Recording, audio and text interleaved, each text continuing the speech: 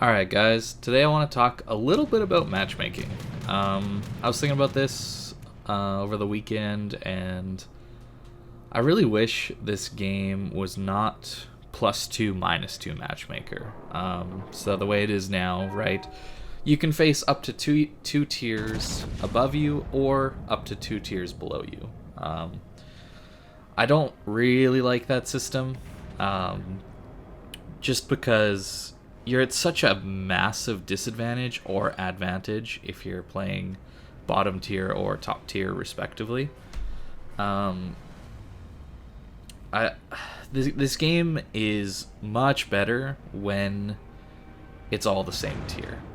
This is a pretty fortunate game as far as luck goes in matchmaking. As you can see, everybody in this game is tier 8, which I don't think I've had in a long, long time. And it's super fun because the ships are pretty well balanced around each other. You know, there's going to be a few outliers at any tier, but as far as balance goes between different battleships, different cruisers, different destroyers, all that stuff, it's going to be way better than the balance between a tier 8 versus a tier 10, let's say. Um, yeah, and I think that this game has enough players that it could easily go to a +1, -1 matchmaker, where you only see up to one tier higher or up to one tier lower than you. And I think that would improve the experience for a lot of people. This way you're never seeing a carrier that's two tiers above you, and there's literally nothing you can do.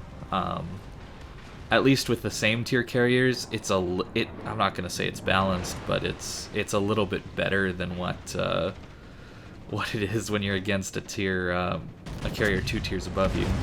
And I guess on the flip side, to think about other carrier players, playing a tier 6 carrier into a tier 8 game really isn't fun either, I'm sure. So I think it would just improve this game a lot, and well, the queue times might increase. Actually, they probably would increase. I don't think they'd increase by that much, and I would be very interested in trying it.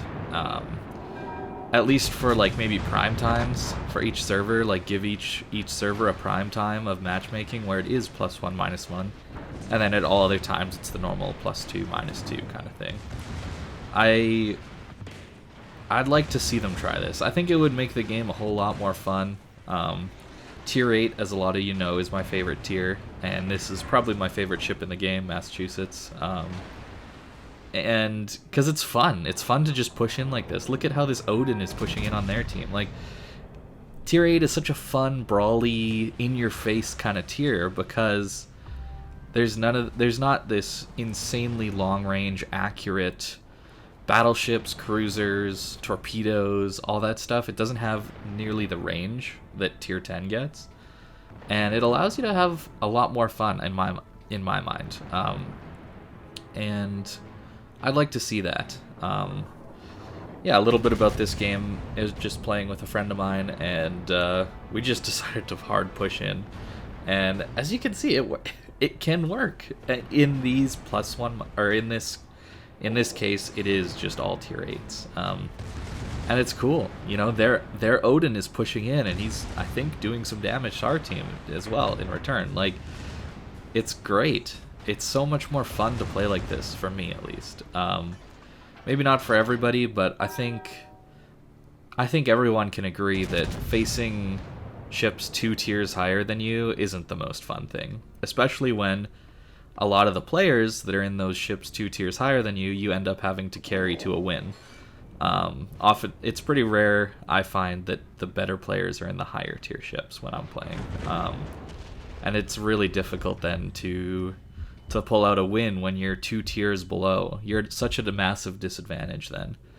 And then that's another reason, I think, why there's just so many people playing tier 10 these days, because who wants to be bottom tier? Tier 10 just guarantees you top tier every game, or at least same tier every game.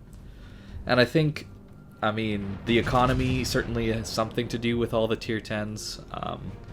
Ever since Wargaming reduced the cost of repair and putting in all of the premium camouflages, allowing people to non-stop play tier 10 and never lose money, even if they play horribly. I think that was a mistake, and it created too many accounts and players at tier 10, and it just kind of oversaturated things. So for playing a ship in tier 8 or tier 9, it suddenly becomes, oh, I'm the one of 2 or 3 other tier 8s in an all tier 10 game, and then suddenly you're like, why am I playing this at all? Because it's almost impossible to do anything in games like that, because you're at such a huge disadvantage. I mean, health pool wise, even, like, tier 10 battleships have nearly double the health of tier 8 battleships.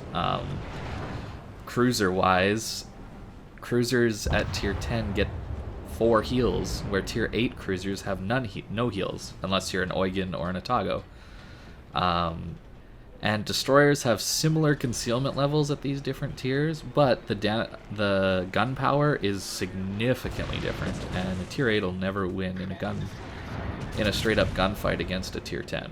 And I know it shouldn't be that way, obviously. It's 2 tiers higher, right? You should be getting a better ship when you're playing a ship 2 tiers higher. But to think that it's okay that they're in the same matchmaking bracket, I think is a little bit of a stretch. I understand the need for putting different tiers together to get games and all that, but honestly, most of my games are instantaneous queues. I'm never in the queue for longer than like 10 seconds, it seems like, when I play. It might be that I play during kind of the most the prime times when most people are on, but I think then I would be willing to wait a couple minutes even to get a good game, right? Because I would rather have a high quality, fun experience and have to wait for it a little bit than to get an instant game but have to suffer in a game where I'm against ships 2 tiers higher than me. I don't know. It seems like Wargaming thinks the player base just can't handle being in queue for very long, and I think that's not true. I think people would be more than willing to sit in queue for a reasonable period of time, like a couple minutes, and in order to get better games. I think that is not too unreasonable. And you could maybe even do it where after a minute or 2 minutes, it varies itself out to be up to +2, -2 matchmaker after 2 minutes, right? You could maybe even make it as tight and narrow as everyone's at the same tier for the first minute, and then it would be +1, -1 for the next minute, so out to 2 minutes in queue, and then after 2 minutes in queue, it's +2, -2 like normal. I don't know. I don't have data. I don't have anything that the spreadsheet says, but I would be very curious to see why that's not something Wargaming's looking at. Because in my mind, it would make the game so much more fun, right? Like, you see how I'm able to push in and do some really cool, fun things here in this game, and if this was in tier 10, this would never happen, ever. It's almost impossible when you're in a tier 8 to deal with tier 10 ships, and likewise for a tier 6 to deal with tier 8 ships. It's so difficult, and all the way down. It goes all the way down. I'm not even gonna get started on low tiers and the balance there with tier 4 aircraft carriers facing ships with literally 0 AA guns, like no guns at all to shoot against the planes. It's kind of crazy to me. So I don't know. Let me know what you think. I think this could be an interesting way to make the game a little bit more fun to play more often.